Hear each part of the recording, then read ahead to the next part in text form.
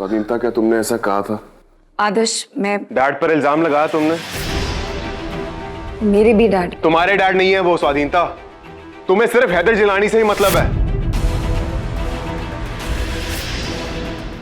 और तुम उनको बचाने के लिए इतना गिर गई हो। आदर्श प्लीज मेरी बात तो सुन लो। तुमने डैड पर इल्जाम लगा कैसे दिया स्वाधीनता?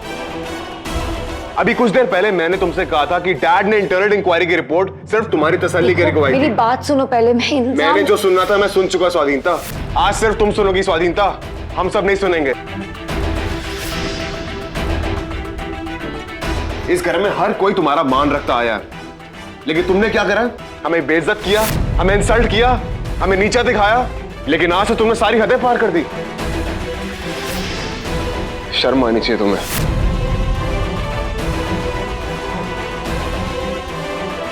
शर्म उसे आती है जिसे शर्म के मायने मालूम हो। एक बात मैं आज साफ साफ कह देना चाहती हूँ कि कल अगर इसने मनोहर पर कोई घटिया इल्जाम लगाया अदालत में, तो मैं वो करने पर मजबूर हो जाऊंगी जो मैंने आज तक नहीं किया था।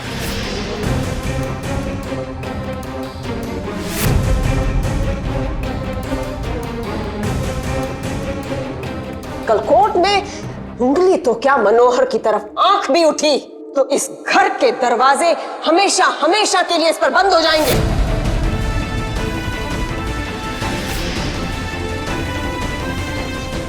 उस वक्त आदर्श तुम भी मुझे रोक नहीं पाओगे, इसलिए समझा दो इसे।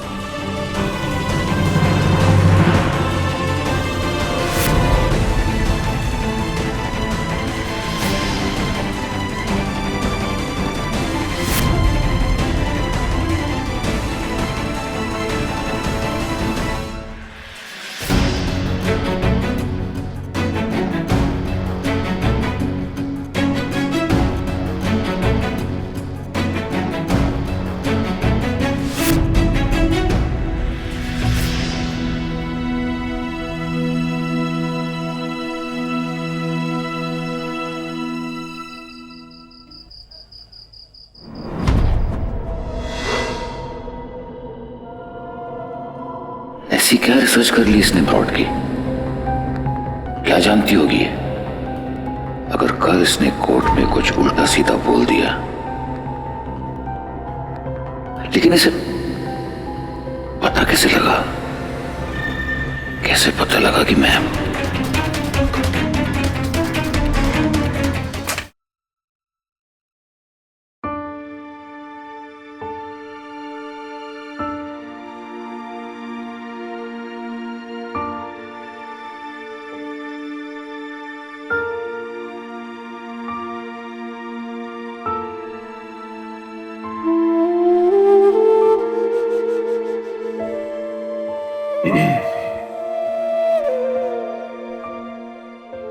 क्या हुआ?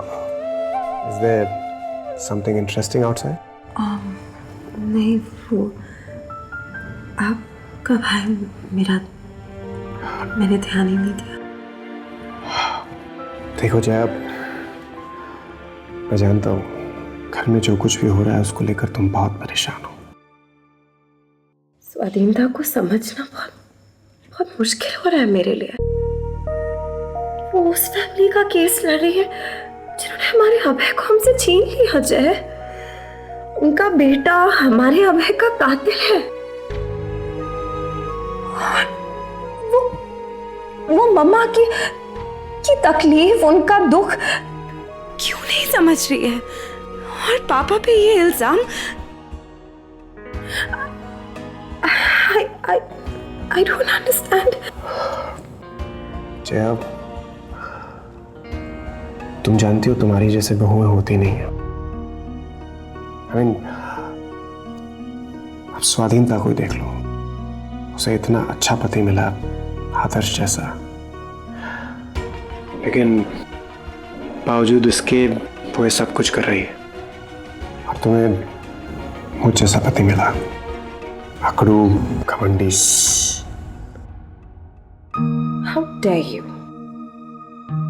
खबरदार मेरे पति के खिलाफ कुछ कहा तो। मेरा पति दुनिया का सबसे बेस्ट पति है। जया, मैं कभी बेस्ट नहीं था, ना पति और ना ही इंसान। लेकिन मैं तुम्हें बेस्ट बनकर दिखाऊंगा, तुम्हारे लिए और हमारी होने वाली जिंदगी के लिए।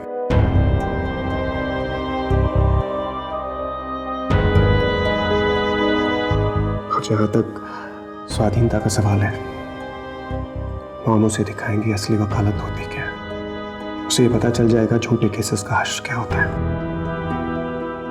And I'm really glad कि मॉम ये केस लड़ रही है। So you don't worry, हमारे छोटू को इंसाफ मिलकर रहेगा।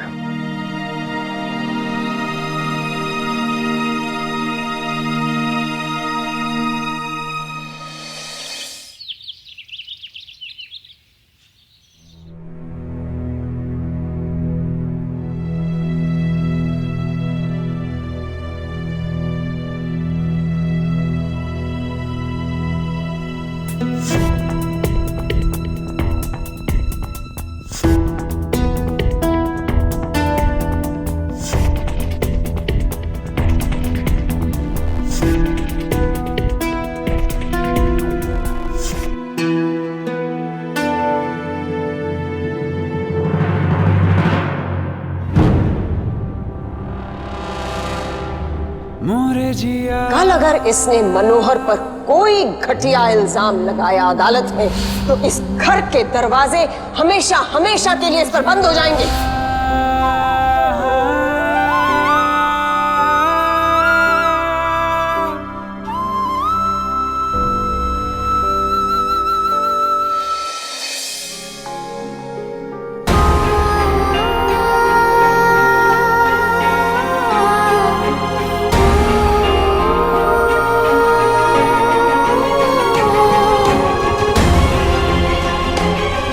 मामी सूटकेस प्रकाश भाई को दे दीजिएगा। स्वाधीनता बेटा, ये ठीक नहीं। हमारा घर तो वैसे ही उजड़ चुका है।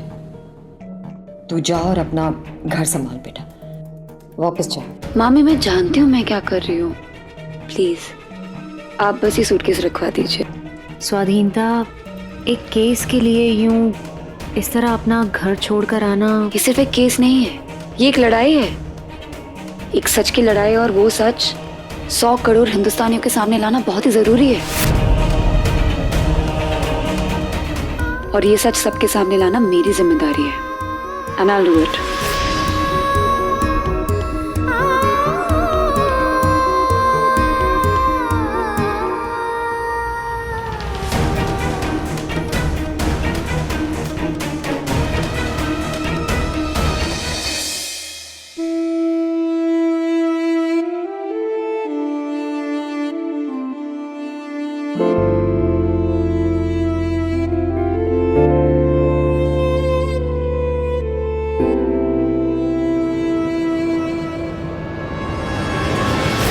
आदर्श, तुम्हारी जिंदगी से जाना तो मेरे लिए नामुमकिन है, पर आज इस घर से जाना मेरे लिए बहुत जरूरी था।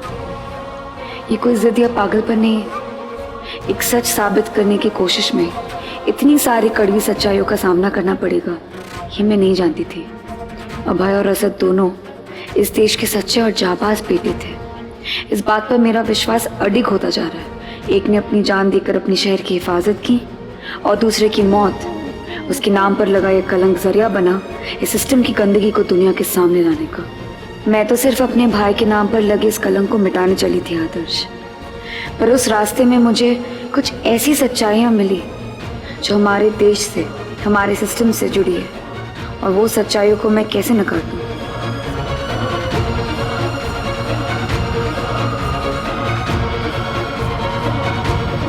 सिर्फ इसलिए कि ये सच दुनिया के सामने लाने का मतलब होगा कुछ अपनों को बेनकाब करना। मैं जानती हूँ जब वो सारे सच सरकारी रॉबिनहुड के सामने आएंगे जिन्हें अभी सिर्फ मैं जानती हूँ, तो उसका गुस्सा एकदम ठंडा हो जाएगा। तब सबसे पहले मेरा हाथ थामने वाला वो रॉबिनहुड ही होगा। पर तब तक अगर मुझे इस राह पर अकेले चलना है तो वही सही। मैं रुक नहीं सकती आदर्श, मुझे चलते रहना होगा। तो मेरी आंखें और मेरा दिल इंतजार करेंगे तुम्हारा।